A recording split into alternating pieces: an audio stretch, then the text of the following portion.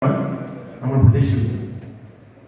രണ്ട് തലമുറയിലുള്ള ആളുകൾ പൂർവ്വ വിദ്യാർത്ഥികളായി ഇവിടെ എത്തിയിട്ടുണ്ട്. ഞാൻ സമയം ദീർഘിക്കുന്നില്ല.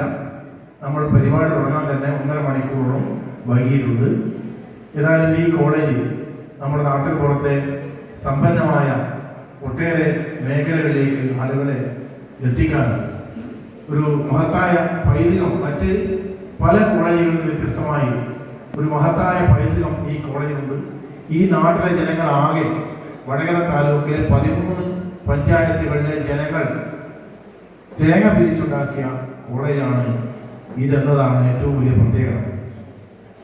ജനങ്ങളുടെ ആകെ അവരുടെ വിയർപ്പിൻ്റെയും അധ്വാനത്തിൻ്റെയും ഫലമായി ഉണ്ടാക്കിയ കെട്ടിപ്പൊക്കിയ ഒരു കോളേജാണ് നമ്മുടേത്.